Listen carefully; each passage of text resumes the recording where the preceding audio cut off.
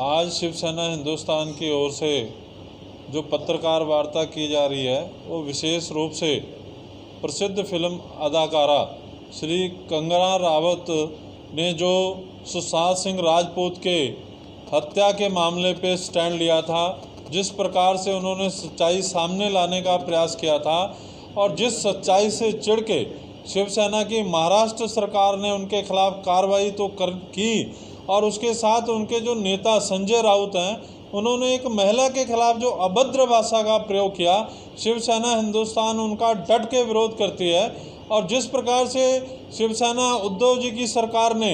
वहाँ पे सच्चाई से डर करके उनके ऑफिस पे जो कार्रवाई करने का प्रयास किया, जो ऑफिस को तोड़ने की उन्होंने कार्रवाई की, उसका भी शिवसेना हिंदुस्तान कड़ा विरोध करती है। क्योंकि ये सच्चाई सब जानते हैं कि मुंबई में नाजायज़ इमारतें केवल कंगना राणावत की नहीं थी, वहाँ शिवसेना के नेताओं की भी नाजायज़ बिल्डिंगें बनी हुई हैं। दाऊद की भिंडी बाज़ार में बिल्डिंग के गिराने के लिए वहाँ की मुंबई हाई कोर्ट ने बड़े बड़े आदेश दिए हुए हैं, कितने समय से आदेश दिया हुआ है, लेकिन मुंबई कॉरपोरेशन और उद्धव जी की सरकार में हिम्मत नहीं हुई कि देश विरोधी देशद्रोही जो दाऊद है उसकी बिल्डिंग को छू सकें। लेकिन कंगना राउत ने, जो खान ब्रदर हैं जिन्होंने मुंबई फिल्म इंडस्ट्री पे कब्जा किया हुआ है, जो लगातार देश विरोधी फिल्मों बनाने का प्रयास करते हैं, लगातार देश विरोधी जो भावनाएं होती हैं उनको भड़काने का प्रयास करते हैं, उनके खिलाफ उद्धव सरकार ने कोई भी कार्रवाई नहीं कर सकी।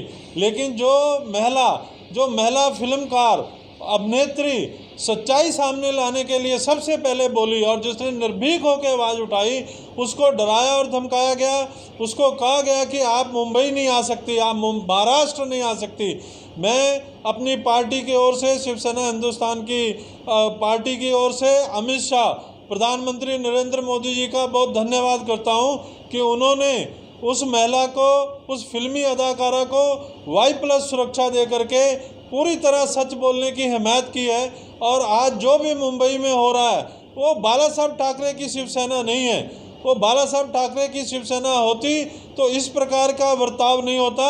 आज जो उन्होंने बर्ताव किया है वो उद्धव जी की शिवसेना है, उद्धव जी की वो शिवसेना जो हिंदुत्व के प्रखर विचारधारा से हट करके केवल सत्ता के लालच में उन्होंने ये सारी लाइन ली है। और आज आप देख सकते हो, जब शिवसेना पहले विरोध करती थी तो मुंबई महाराष्ट्र की धरती पे कोई भी उनके समर्थन में खड़ा नहीं होता था। और जब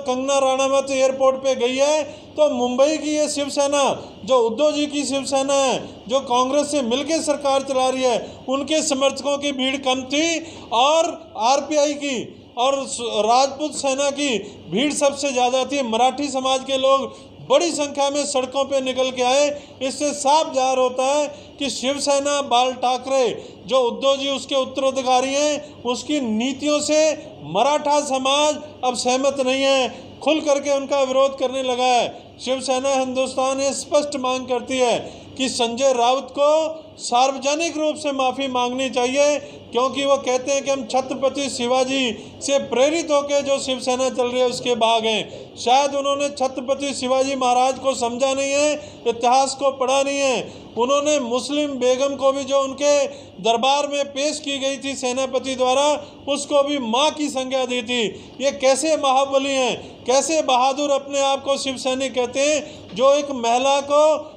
गाली देने की हिम्मत करते हैं, गाली की संज्ञा देने की कोशिश करते हैं, उसके घर को तोड़ने की कोशिश करते हैं, क्योंकि इनको सच्चाई से डर लग रहा है। शिवसेना हिंदुस्तान निंदा करती है और उद्धव ठाकरे को भी इस सच्चाई से प्रेरित होकर के उनके साथ खेद व्यक्त करना चाहिए और जो एजेंसियां जांच कर रही हैं उस जांच का सामना करना चाहिए।